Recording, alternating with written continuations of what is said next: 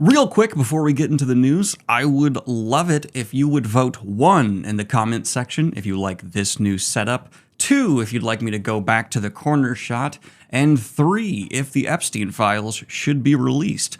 Don't worry, you can choose more than one option. Welcome everybody to another episode of Fantasy News. I'm your disheveled goblin host Daniel Greene, and today we are going to be kicking it off with the simply easiest story to get into today, and it is actually a cover reveal, but for a franchise that is in so many people's hearts, and that is going to be the Dresden Files, because we have officially received the cover for 12 months. And would you believe it? Would you guess that this new Dresden Files book has a cover where Dresden is wearing a hat that he doesn't actually have in the books, wielding his staff, and standing in front of the camera with some magical things going on around him. This is not meant as a criticism at all. I actually love that the Dresden Files covers have been some of the most consistent of any series. It actually even fits the fact that it's supposed to be like these case reports,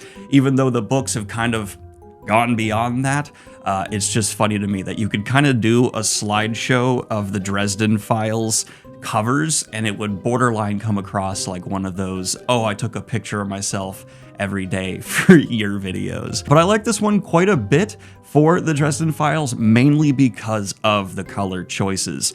I think it actually kind of has this nice pastel look, which is embracing what we've seen with Peace Talks, especially with the Dresden Files changing up its color. And I think that's actually what's allowing what could be called a rather repetitious concept for these covers to still remain somewhat exciting and new, because while they were all so dark coded or eventually just switching over to white, now they're embracing like, let's just put some more fun spectrum in there. And I think that's great. Would I put this as my favorite Dresden cover ever? It's such a narrow divide, because I think a lot of them are kind of in the same ballpark, that I cannot say. But 12 months from Jim Butcher, book 14, I believe, in the Dresden Files, will be released January of 2026. But that is actually not the final mention of Sir Jim Butcher today. This next story is such a golden piece of fantasy author collaboration news that I actually have to break one of my new rules here on Fantasy News. It's a rule of the class. You can even see the professor who's in charge of it all just disappointed in me. If you weren't aware that this channel was a result of a YouTube college class, what did you think we were all doing here? Please grade me in the comments down below. But I'm breaking the rule that I'm not going to be typically covering Kickstarters. And it's because, oh my god, for this upcoming anthology, I have a hard time thinking of a big name in the space who's not going to be contributing to it. Truly, this anthology is like a perfect tasting board of modern fantasy authors to see who's going to exactly grab your interest to pick up your next read. And that is because it includes names like Matt Dinniman, R.A. Salvatore, Anthony Ryan, Delilah S. Dawson, Jim Butcher, Christopher Rocchio, Kat Richardson, Terry Brooks, Christopher Paolini, Peter V. Brett, Peter Orullian, Carol Berg, Brandon Mole, Bradley P. Bowler, Shannon McGuire, J.A. Andrews, Janny Wirtz, Jonathan Mayberry, Tad Williams Scott, Lynch, Brent Weeks, Mark Lawrence, Carrie Vaughn, Nancy Kress, Michael J. Sullivan, Lev Grossman, Sean Speakman, Jessica Day George, Scott Sigler, Kevin Hearn, Brandon Sanderson, and Kate Elliott. Genuinely, Jesus Christ, guys, why are you all coming together for this upcoming Kickstarter anthology release titled Unbroken? Well, it's actually going to be for a good cause. Peter Orullian, who himself is contributing a story and collaborated with Brandon Sanderson on a new story that's in a new universe that doesn't take place in the Cosmere, unfortunately has experienced something that so many Americans are familiar with: extreme medical debt. And this actually brings a significant piece of fantasy history full circle here, because Peter Orullian was actually involved in the release of Unfettered, which was a similar collaboration that had a ton of huge names involved, and that was to actually help pay off the medical debt of another individual named Sean Speakman. I'm sure some old heads in the audience are going, oh yeah, I found some authors through Unfettered. Now the new generation can do the same while supporting a good cause with Unbroken, with this incredible cover with art donated by by Donato Giancola. If you'd like to see all updates about this project, maybe some other authors coming on board, I'm not sure, I'll have socials for Peter, who's obviously running this, linked down below. The final thing I can add is that every author who's agreed to be a part of this officially is dope. If anyone questions you about that in the real world, you can tell them, no, I am absolutely dope because some guy involved with a YouTube college class online said so. Please grade me. You can sign up to be alerted when the Kickstarter goes live by following the link below, September 23rd. And I cannot wait to get my hands on this. On a personal note, anthologies truly are a great way to do like a tasting, sorry for the mouth noise, of a bunch of different authors. And the fact that we're going to have Matt Dinniman next to Jim Butcher, next to Brandon Sanderson, next to Kate Elliott is so freaking cool. Genuinely, I hope for every generation of authors, just every few years, we get a collaboration like this for a good cause, because it kind of feels like a timestamp for major hardcore fantasy fans to jump on board and get a collection of writing. Badass. I love this community, man. It's so dope. But that is not even close to the end of the amazing art reveal news of the week, because one of my favorite series of all times, and likely the next series I'm going to do summary style videos for equivalent of like the current project I'm working on for the Wheel of Time for. Anyway, the Greenbone saga has just received its gold edition from Orbit Books with art by Tommy Arnold Art. And I have several thoughts about this set. First of all, the gold edition, not the jade edition. I'm sure someone's already done the jade edition of the Greenbone saga, but amazingly, not that I could find. I just did like a minute of Googling and I could not find a jade edition. So why this was decided to be the gold, I guess is just that's a better marketing thing, and I'll trust professional marketeers for that. Anyway, the main appeal of this set that'll be shipping August 26th seems to be the box itself and the guarantee of getting obviously 3 books that fit together, which of course can be hard once there's several editions of a series out there, but the actual book covers themselves do echo very similarly to previous cover releases we have seen for the Greenbone saga. And I do encourage people, if you're going to pick up this trilogy, to go ahead and get the full trilogy, because it is one of the few series that I have yet to see someone finish the first book and not immediately jump to the second and go to the third. You're going to be real mad if you just get the first book, you finish it, and you have to wait a day or two to get the second or third. You might even just drive to your local library and sign up like you know you should have been doing a long time ago, but haven't yet. In fact, actually just get the first book so that you're finally encouraged to go to your local library and sign up. Like you wouldn't go to a bookstore and spend money you don't need to instead. Libraries are great.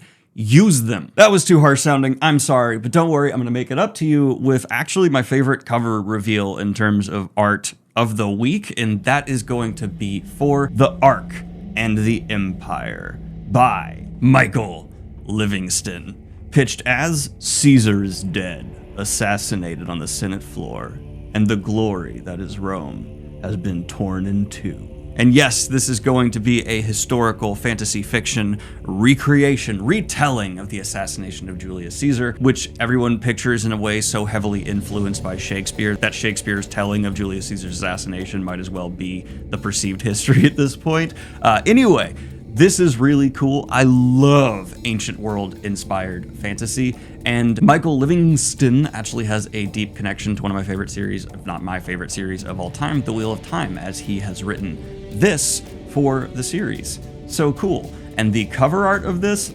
ooh, just that like shattered, broken face piece for some reason in this white marble, ancient world we associate with it aesthetic, even though the statues in marble back then was actually most likely painted in severe, whatever.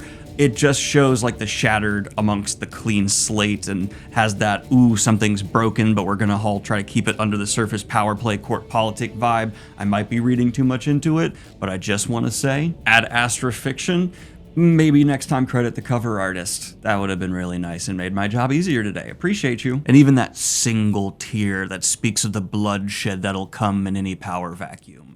Again, I could be reading too much into this. But now to speak on an author that I am in the middle of binging the crap out of, Adrian Tchaikovsky has released both a new short story that's free online and has an announcement for an upcoming comic he will be writing. Let's get into the latter first. Salvation's Child is going to be a prequel to the final Architecture series. This comic has already had a preview posted exclusively to IGN, and while it'll be written by one of the greats of modern sci-fi, Adrian Tchaikovsky, the illustrations are going to be done by Mike Collins. With an official pitch as, in Salvation's Child, the alien architects have ripped Earth apart and threaten every colony world. But can one small child sense their approach? The chance to revisit this universe in a new medium is an incredible opportunity, Tchaikovsky has said. I'm grateful that Paul Comixology and Cosmic Lighthouse have given me this opportunity to return to the architects and look at parts of the setting the original books didn't get a chance to linger on. Working with the artistic team has been an exciting experience, and I think together we've created something really special. I am 5 Adrian Tchaikovsky books down, and I have a whole bunch to go for my reading all of Adrian Tchaikovsky's sci-fi books video that I'm working on. But I can tell you right now, if I'm going to make a introduction to sci-fi video, Adrian Tchaikovsky, I will absolutely make a touch point for people who want to experiment with the modern side of the hard sci-fi genre, because he is excellent at representing what hard sci-fi did really well back in its classic day, while also bringing in so many of the, let's call it, more polished sides of the hard sci-fi genre we get to experience now. And having him say he's working directly with the artistic team, of course, excites me. I love seeing this creative be able to possibly exorcise their imagination in a fun new way. And I've worked with artists on projects before like that, and it is an absolute blast, especially if you really vibe with the artist, trying to like perfectly bring your imagination to life, or as perfectly as you possibly can. But with a cover illustrated by Holly Humphreys, favorite name of the day, we have seen The Heart of Reproach, a free novella from Adrian Tchaikovsky, drop. And this is a story that takes place in an established world from Adrian Tchaikovsky and is more in his fantasy experience, which is actually an area I've not touched on with him as an author at all. I kind of want to do his sci-fi angle before I approach his fantastical one, but let me know if you've checked out his fantasy work in the comments down below, how it compares to his hard sci-fi, because it's kind of strange knowing he also has this long tenured career in fantasy writing, because how specifically oriented his writing in books like Children of Time comes across to deliver hard sci-fi concepts in such a deliberate, like crafted way. But this takes me to some unfortunate book rumor busting news. Not necessarily even busting. I'm just giving my thoughts here on something that has popped up, and that is the fact that apparently if you go on Goodreads, you can see that the next book in the Empyrean series, number 4, has a release date currently noted down of November 30th of this year, and I don't think that's real. Don't get me wrong, I don't think it's any kind of like deliberate psyop to confuse people, and instead, placeholder dates show up all the time for projects like this, especially on third-party websites like Goodreads. So I just do not trust them as primary sources at all. And on top of that, specifically dates like November 30th or like the first of a month, any date that's at the end or beginning of a month is a sign that it's going to be a placeholder. Though, of course, there are some end-of-date releases as well, month releases as well. Just to let you know, though, this is showing multiple red flags for me for just being a placeholder date, though seeing any page like this update is a sign, generally, that the book is having some behind the scenes preparing for release announcement stuff happen, so I would just keep an eye out for a more solid date in the future. But we are going to finish off the hardcore book news with just one more cover reveal and one really awesome book announcement story. So let's go ahead and start off with this last cover reveal that is a noir look into a sci-fi world. And those two genres just go hand in hand, peanut butter and jelly style, chocolate and peanut butter and most things style. And this is going to be by Alastair Reynolds, and it's titled Halcyon Years. Pitched as a superb new noir science fiction fusion from the master singer of space opera and the creator of the beloved Revolution space universe, strap in for a gripping murder mystery. Yuri Gargan is a private investigator who picks up small cases from his local community, runs into trouble with the local police, and generally ekes out a living as best he can. He's aboard the Halcyon, a starship hurtling through space, carrying thousands of passengers, with thousands more sleeping the journey away. Only his usual investigative work, catching cheating spouses and small-time con artists, is about to take a turn. He's hired by a mysterious woman called Ruby Red to look into a death in one of Halcyon's most elite families, and then warned off the case again by a second mysterious woman called Ruby Blue. Caught between the two, he's about to be embroiled in a murder mystery in which, at any moment, he could be the latest victim. And I doubly enjoy this for just embracing what sounds like more of the campy elements from noir. I enjoy the Ruby Red, Ruby Blue setup there. And on top of that, having a noir story on a ship hurtling through space does open some narrative opportunities for some serious claustrophobia and inescapability, possibly even shipwreck type beats that I think are all the more alluring. I actually have been on this strange rabbit hole recently of looking into, this is the most unrelated thing I've possibly ever talked about in fantasy news, famous shipwrecks with these incredible detailed recountings here on YouTube, and I have found them to be such rich fodder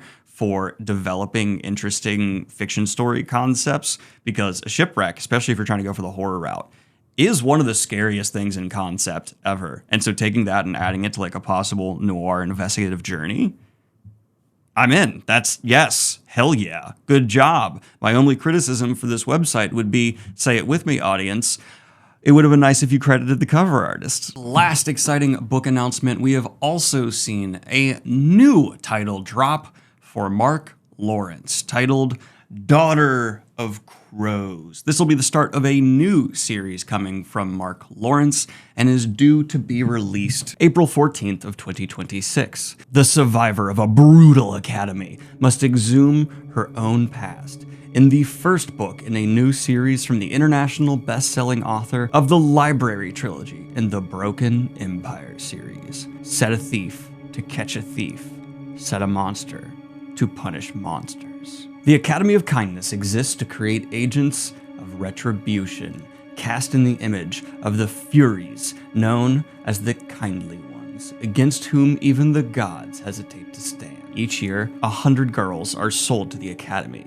10 years later, only 3 will emerge. The Academy's halls run with blood. The few that survive its decade-long nightmare have been forged on the sands of the Wound Garden. They have learned ancient secrets amid necrotic fumes of the Bone Garden. They leave its gates as avatars of vengeance, bound to uphold the oldest of laws. Only the most desperate would sell their children to the kindnesses. But Rue, she sold herself, and now a lifetime later, a long and bloody lifetime later, just as she has discovered peace, war has been brought to an old woman's doorstep. That was a mistake. But this is going to take us to our book industry news with another lawsuit update for Anthropic. And that is because Anthropic is going to be facing a class action lawsuit from US authors, with a judge ruling Tuesday that 3 authors suing Anthropic over copyright infringement absolutely can bring their class action lawsuit representing all US writers whose work was allegedly downloaded from libraries of pirated works. The Amazon-backed AI company behind the chatbot Claude is alleged to have violated the Copyright Act by doing Napster-style downloading of millions of works. And of course, this is coming amongst a litany of lawsuits that have been launched against Anthropic from within and outside the publishing space recently. And in related to this story news, we also saw best-selling author David Baldacci testify before Congress recently, where he described his experience seeing so much of his works soaked up and spat out by a large language model. And I have not seen someone so concisely and articulately state how it feels to see your work sponged up by one of these, which I personally myself have experienced, while talking about the long-term damage this can end up doing to the just creative space within the United States as a whole. So I'll show a clip here. And for me, it was 20 years of hard work, learning the craft before I ever was published at all. I started writing short stories and wrote them for 15 years when I was in college and law school and tried to get them published and was not successful. But it's a craft that you build over time. And you have a lot of frustration, a lot of dips and valleys. Good times happen, bad times happen, rejections happen. You learn from them, you keep going. And at the end of the day, hopefully you get good enough to where someone who has the ability to make your career happen will read your material and respond to it, and you can then maybe hopefully write for a living. And that's what happened to me after a long period of incubation. You never really see a lot of young writers, you're not going to see a lot of teenage writers making it big, because writing is about life, and you have to have something to sort of write about. And it takes a long time. And that's why I felt when my son brought this up, where every single one of my books was presented to me in an outline in like 3 seconds, it really felt like I had been robbed of everything my entire adult life that I had worked on.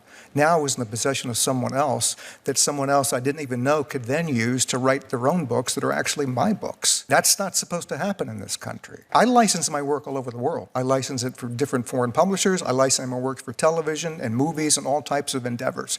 And I'm open to any offer. If someone comes to me and wants to license my work, I will listen to them. If we can negotiate something that's agreeable to both parties, I will do it. They can use my work for the parameters that are in the licensing agreement, and life can go on and people can be happy. But the uncertainty of like stealing stuff from pirated sites operated in Russia just so you can gain an advantage, and you don't really care about what happens to the likes of me and other writers coming up. I make a lot of money from my publisher, and my publisher has used that money to take risks on new writers coming up. They ordinarily would not have been able to take a risk on.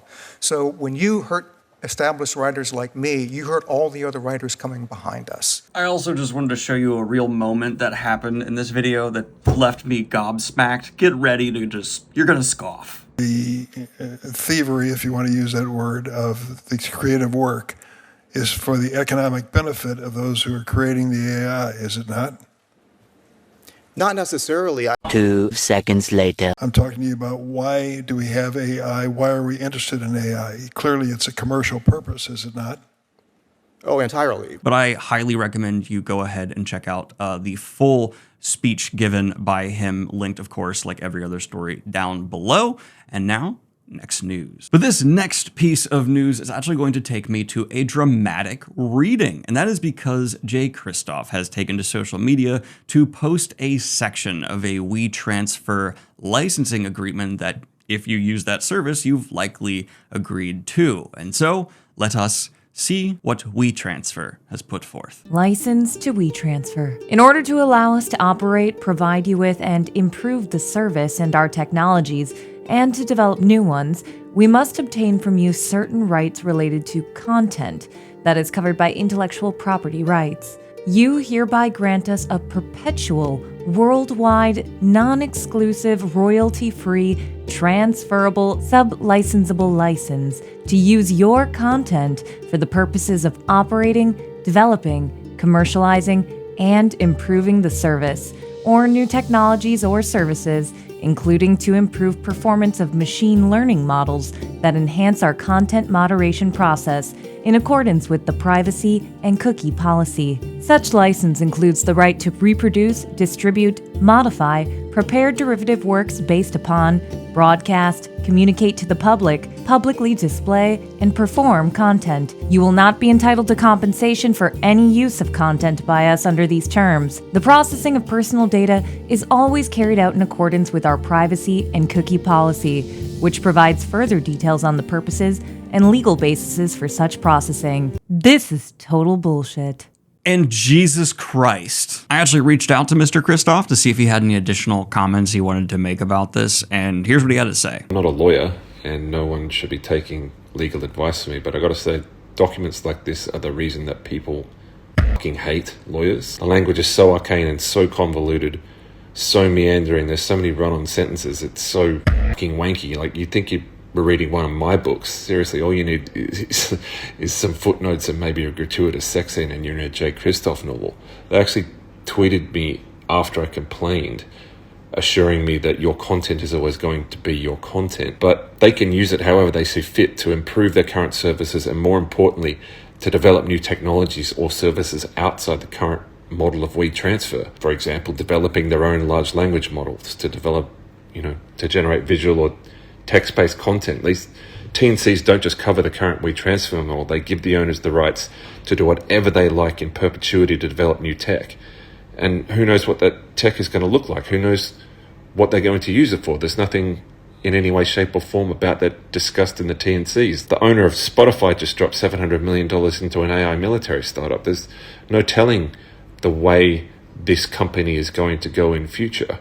The margins are so broad you can drive a truck through them. They say that they're not using machine learning to process content shared via WeTransfer, but their T&Cs are giving the perpetual, non-exclusive, worldwide, royalty-free, sub-licensable licenses, which means potentially they could sell your content in another sub-license deal for which they get paid, but you don't make a cent, in order to improve the performance of their machine learning models. It doesn't make any sense. They say your content is yours, but they can do whatever they want with it, and you don't get paid for it. So how is the content yours exactly? What's the difference between something that they own and something that I own that they can use however they want for as long as they want and get paid doing so while I don't make a cent, while we don't make a cent? Extraordinary. And again, I'm not a lawyer, but it doesn't look great. There's a reason that when authors are sharing their beta reads, things along those lines, especially if it's an established author, you will oftentimes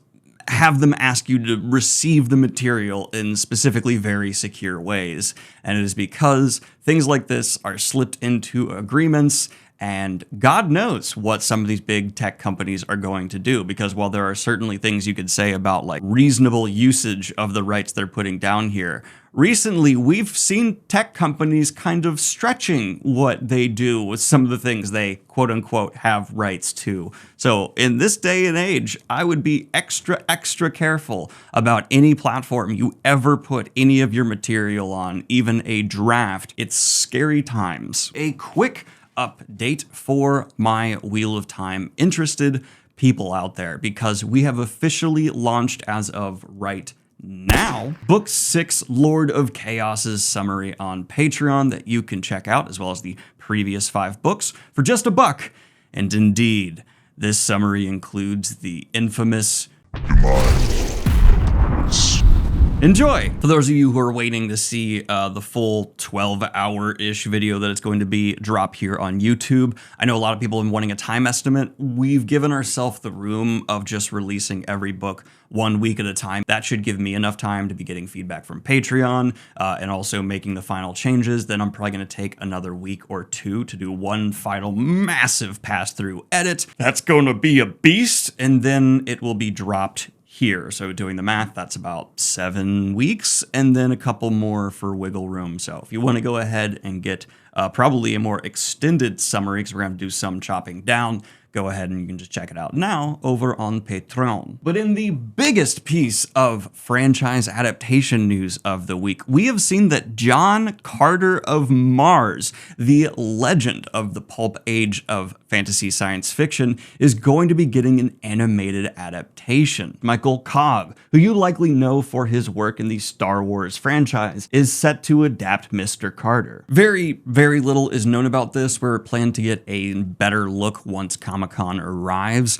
but all I have to say about this is hell yeah. I actually have read quite a few of the John Carter novels, and they are just delicious, sugary pulp, and an animated format feels like the correct way to bring this story to life. I actually don't hate the live-action movie that was done about a decade ago as much as many people. I don't think it's great, but it was fun and fine, and I hope more of the campy elements of the original source material are actually embraced by this animated adaptation. Reading the original John Carter books about a Civil War veteran who passes out and wakes up on the Martian planet with the people calling it Barsoom, I want to see this material not get a completely faithful adaptation, because I think structurally you're gonna have to change some stuff, but not try and veer the franchise's tone or inclination to be having more modern sensibilities for storytelling, darker, grittier, what have you,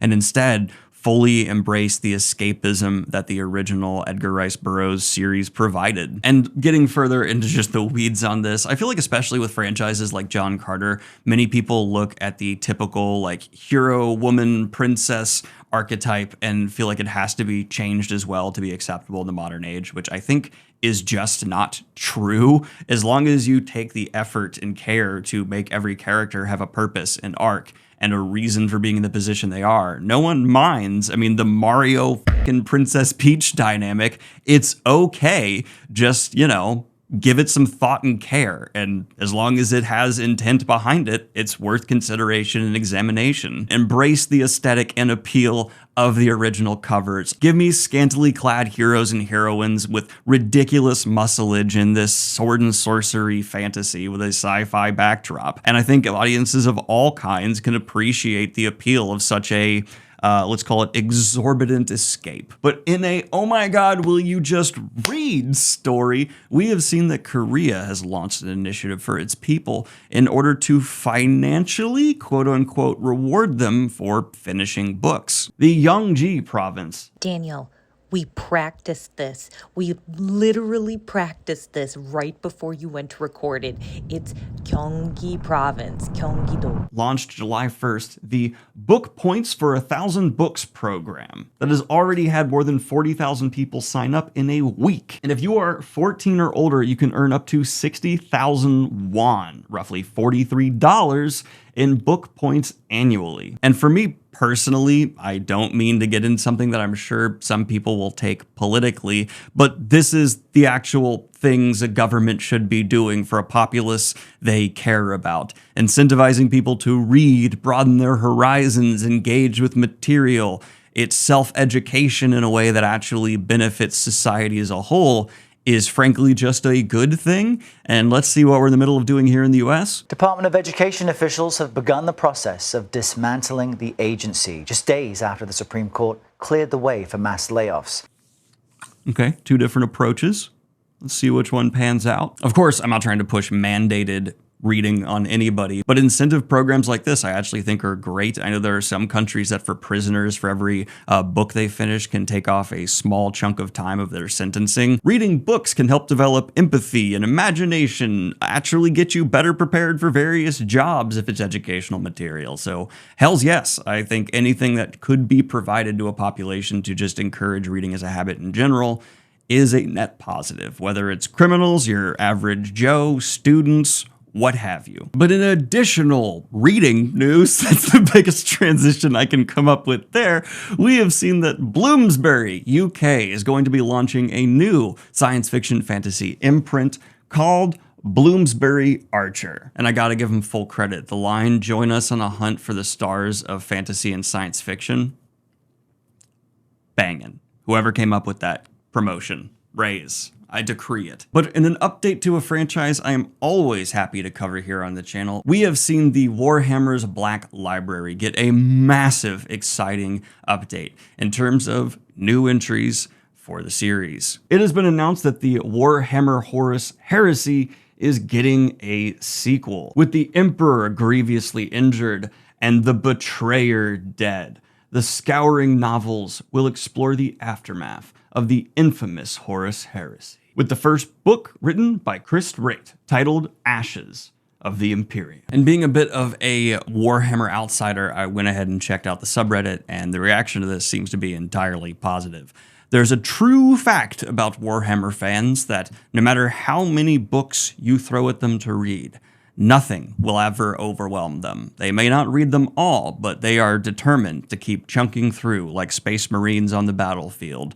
They will keep swinging no matter how large the horde before them becomes. But okay, let's get to the quickie news. It's rumored that Willem Dafoe will reunite with Robert Eggers on the werewolf movie we have previously covered here in Fantasy News. An Assassin's Creed live-action series has been ordered at Netflix, and then in a story that actually started as something where I went, that's taken out of context. No way someone said that. And I tried to do some digging to actually see what the relevant framing of the quote was, but then found out, no, it's as bad as it sounds. Surprise, we've had something out of touch said from Ubisoft, and that is because the quote has been floating around the internet that at Ubisoft, the golden rule when developing premium games is to allow players to enjoy the game in full without having to spend more. Our monetization offer within premium games makes the player experience more fun by allowing them to personalize their avatars or progress more quickly. However, this is always optional. I understand that they're trying to frame this as we only make it so we charge things that are skin deep and not the actual full experience of the game. But just don't ever frame, hey, microtransactions are oriented towards greater fun. Because one, it's implying you need to spend more money to have more fun with the game, which is weird. And two, having us spend money in any way, shape, or form for a premium game we've already forked up $60 to $80 for does not invoke feelings of joy, and instead, in general, is repugnant. It's also, in my opinion, just fully don't think cosmetics should have been normalized to be charging more as much as we do in games. Ubisoft especially has been egregious with this in the past, charging so much money for such small cosmetic changes. And also, greater progression being tied into microtransactions. Isn't that just saying you're charging people to finish your game faster? That seems counterintuitive to game fun.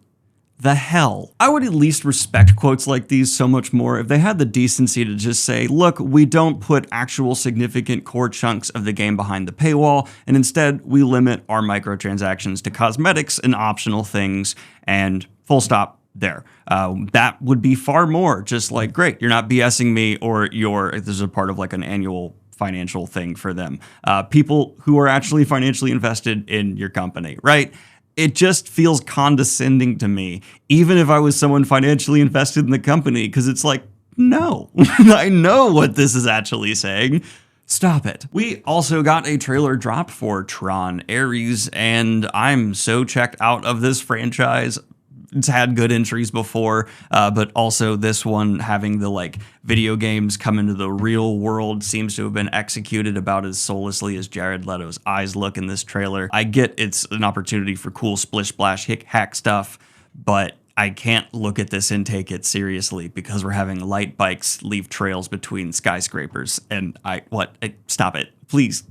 We also got the full-length trailer for Predator Badlands, and what I like about this trailer is it is acknowledging that canonically Alien and Predator are still in the same universe. It's cool to see Wayland stuff. I also enjoy that it seems to be taking a pretty big swing. For the franchise, this is not what we've been getting before, and for recent entries in Predator, that's a very good thing. I'm not as big a fan of the overall tone. I'm really unsure what to think of this one, especially, I don't know, man, I hope the comedy actually works this time around. I wasn't a big fan of the very lazy Alien reference you see right at the end. I have low expectations for this, but am curious. But in the final story of the week, we have gotten another look at a cast member for the upcoming Harry Potter adaptation over at HBO, and I have tried to cover this franchise with an even fair hand, ignoring the controversies that swirl around it due to J.K. Rowling being who she is. So please take what I'm about to say as my genuine reaction to the quality of what this looks like, and not anything beyond that. I even said the last look at the Harry Potter actor was actually pretty good, but we have seen Nick Frost as Hagrid. I actually didn't think Nick Frost was a terrible casting choice, but this does not look like a half-giant who is going to be a part of a magical wizarding world, and instead looks like a guy who spent 5 years in the forest chewing on random mushrooms and just walked out into a Walmart parking lot. Are you kidding me? This is just a hairy guy, and I understand so was Hagrid in the original movies, but there was a framing and a care to how every single shot positioned him, And this is just a flat, straight-on shot of a hairy Nick Frost. What the hell? I'm not even necessarily saying, oh, the costuming's objectively horrible, but if you're going to be careful to show us a first look, take time to make sure you're going to get the desired impact on audiences with the release of this image. Hey boss, you wanted that Hagrid press release photo, you know, the character that introduces our main protagonist to this incredible magical world. Should I grab Nick Frost and take him out to the woods where we kind of do one of those angles where it looks kind of exaggerating his... No, you just want me to take a photo of Nick Frost as he's walking from the snack bar back to his trailer where it looks like he's mid-fart? Okay, cool, I'll grab my cell phone. I'm not a fan of this Hagrid. But this has just been your latest episode of Fantasy News. Like and subscribe if you have not already. Hit the Patreon if you want to support what I do here. And if you would like to go ahead and see a summary of one of the most famous battles of the fantasy genre, head on over to Patreon, and for $1, you'll be able to see my summary of Lord of Chaos, including Dumai's Wells, as well as the last 5 Wheel of Time books. Thank you so much. Have a good one, y'all. And absolutely be sure to sign up for the mailing list for Unbroken. This collaboration is just sickeningly awesome. Have a good one, y'all. Peace. And of course, I'd like to record a special shout out to my latest high tier patrons, Trianon, Luca, Fiona, Moore, and just whoever's listening.